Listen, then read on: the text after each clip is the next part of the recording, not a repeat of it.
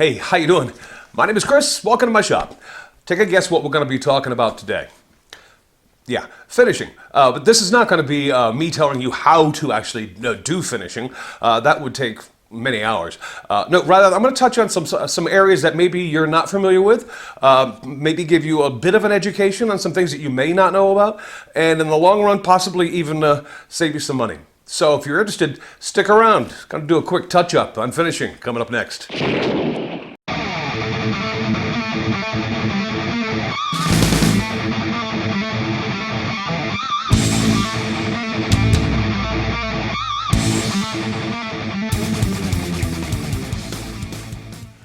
Okay, I'm going to sit down for this one. Where to start in the world of finishing? Oh my, it's a big world and there's a lot to know out there about finishing. But before we even talk about applying finish or what type of finish or how to decide which one is which and all the things that could go along with that, let's talk about cleaning up after we use a finish. And it's pretty easy to figure out how to clean up your brushes, your paint guns after using a finish by simply reading the back of the product can that you're using, if you are indeed using a commercial brand of finish. Because on the back of both these products, a water-based product such as this or a oil-based product such as this, it will tell you exactly how to clean up afterwards. This is obviously soap and water. And this, if you read the back of these, whether it's polyurethane or if it's Helmsman, Valspar, or any kind of varnish lacquer, typically the back of the can will tell you to clean up with either mineral spirits or paint thinner. And here's my opinion on this, and it's based in fact. If you are actually using mineral spirits to clean up your paint brushes, your paint guns after you get done using them, you might be making yourself a little bit of a mistake. And I'll tell you why. Because these two products are essentially the same thing. This is just a stronger version of this. If you'll notice on the front of these cans, let me zoom in and I'll show you what I'm talking about. Okay, as you can see, and it may be really hard to see because in small print, on the side of a paint thinner can, right up, I believe, right here on the can, it tells you that this is made out of this. Now, actually, I believe, and I could be wrong on this, so, please, if you're really that, I'm not going to get into the chemicals on you, but this is actually a diluted version of this. There are less what are known as VOCs in this than there are this. And those VOCs are what give this such a strong odor and why this is absent from that odor. But those compounds that are in this are actually what are used to be a better cleaning agent than this. This I use exclusively to clean my brushes, my spray guns, any kind of applicator that I'm using when I'm dealing with an oil-based finish. This I use solely in my shop for diluting finishes, or if I'm perhaps making my own finish, such as a varnish. This is what I use to dilute. This is what I use to clean. And there are advantages to that. This actually does do a better job of cleaning up brushes and spray guns, things of that nature, than this does, because it's a lot more aggressive in the cleaning process.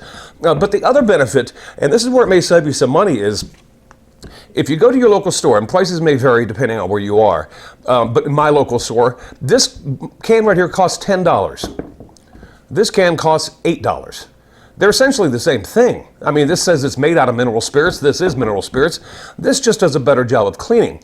And I don't know what you do with your liquid that you use to clean your brushes with after you've cleaned your brushes, but if you're going to be tossing something out, I'd rather be tossing out something that costs me a little bit less money than something that costs me a little bit more. Less money, better job. Paint thinner to clean up after an oil-based finish. Now, before I go putting these completely away, let me let you know what else I use mineral spirits for. And if I'm going to give you any finishing tip today, this is going to be the most important one that I'm going to pass along to you as far as finishing goes. And it seems to be the part that a lot of people want to rush through when they really shouldn't be.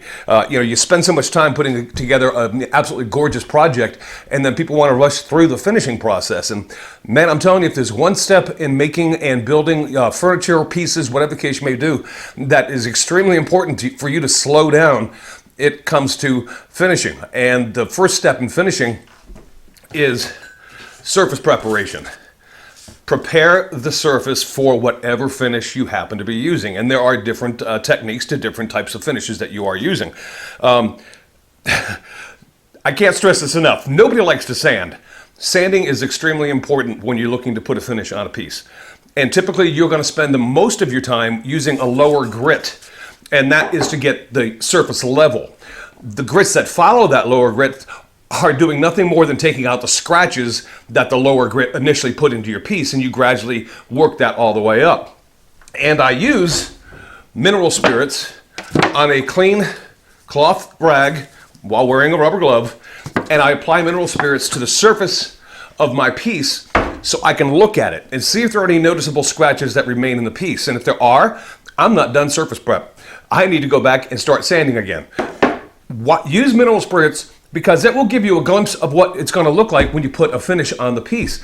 And if you skip this step, or if you rush through this step, you're going to end up with a piece that has a very, at best, mediocre look. And in case you didn't know this, you can spend time building something that, as far as the build goes, may be kind of a mediocre build. You see several things in it you could have done better. I'm telling you, if you put the time in to put a good finish on a mediocre piece, the majority of people will never see those flaws that you see. They'll see an absolutely gorgeous piece because you spent the time to put a gorgeous finish on it. You want to do a mediocre job on your finish on a mediocre piece? It's probably going to come out looking like crap. And at best, it will come out looking mediocre. Surface preparation. Spend the time to get the surface correct before you apply a finish, and you're going to love the results. All right, and speaking of surface prep, let's talk about staining real quick and the preparation for that. Now, a lot of people, and I happen to be one of them, will recommend that you use a pre-stain or a pre-color conditioner prior to applying a stain to a piece of wood. And this is one part about this is what I like about finishing. Finishing is very much an individual thing. So there are going to be people that vehemently disagree with a lot of what I'm saying here today, and that's fine because what works for you works for you. What works for me works for me. May not work for you. But I have a personal recommendation, and if it's something you haven't tried, I'm going to encourage you to try it.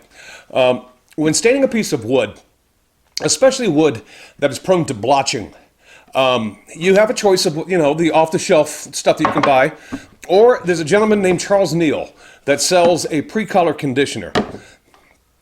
And in my opinion, this is my opinion, this is the best pre-stain conditioner you can absolutely buy. If you've ever tried to put a dark stain on a piece of pine, you'll know what I'm talking about because you will see blotching like you would not believe on pine. Use this as according to the directions on that piece of pine and you won't get any blotching. Kid you not. My opinion. I'll leave a link down below if you are interested. Charles Neal, the man knows his stuff when it comes to finishing. More on that later. But a worthwhile product if you're going to be doing a lot of staining on a piece and you don't want blotching. And finally today, let me wrap this up with a question that I get asked the most. Now, if there's enough interest, perhaps I'll do a video on this for you next week. But I did want to touch on the differences between wax-based finishes. I wanted to talk about why spar urethane is a better exterior finish as opposed to like polyurethane. I wanted to open up a can of worms when it comes to what is and what isn't a food-safe finish. And my opinion on that would probably raise a few eyebrows. I also want to talk to you about proper storage of the finishes after you've opened the can so that they remain like this and not so much like this. But like I said, if that's this is a topic, an area of discussion you would like to get into, I'll do a video on it for you next week and we can cover those and more areas as far as finishing goes. But the most asked question I get is, what is the difference between an oil-based and a water-based finish? In this case, polyurethane. And then the next question is, well, is one better than the other? The answer is it depends. There are pros and there are cons to each. Water-based finishes have come a long way in recent years. There was a point in time where this was far inferior to this, and they've really closed the gap on water-based finish, in my opinion. But the advantage to water-based finish is there's three that I can tell you right now over the oil-based. Number one, it dries faster. Number two, not much of a smell to it. And number three, it dries clearer than an oil-based finish. Now, obviously, those are the cons to this. This doesn't dry as fast. This doesn't dry as clear, and there is an odor to it. But if you're asking about durability, even though the water-based finishes have closed the gap, oil-based finishes remain superior when it comes to durability. That means durable from use, that means durable from heat, from water. You're going to have more luck with an oil-based finish than you will with a water-based finish, even though they have narrowed the gap considerably. But that's basically the difference. If you want something that isn't going to color your wood, because oil-based finish will leave an amber tone. You know, people refer to that as yellowing. Over time, this finish will yellow and possibly maybe change the color of your. In this case, this is a piece of maple. A white wood is extremely noticeable when you use an oil-based finish because it will yellow it. Obviously, the darker the wood goes, the less you notice that. But if you're going to finish a white wood, a water-based finish may be the way you want to go. But once again, the disadvantages are it's not quite as durable, it's not as quite heat-resistant, and it's obviously not quite as water-resistant as regular oil-based polyurethane or any oil-based finish. So there you go. I hope you've, I passed on some information that maybe either reminded you or maybe enlightened you, maybe even saved you a couple bucks along the way. Let me know. If you want, we'll open up the can of worms as far as food safe and all that kind of good stuff next week. But in the meantime, you guys take care. Get out in your shops, go make that first cut, get something done, and finish it. I'll talk to you later.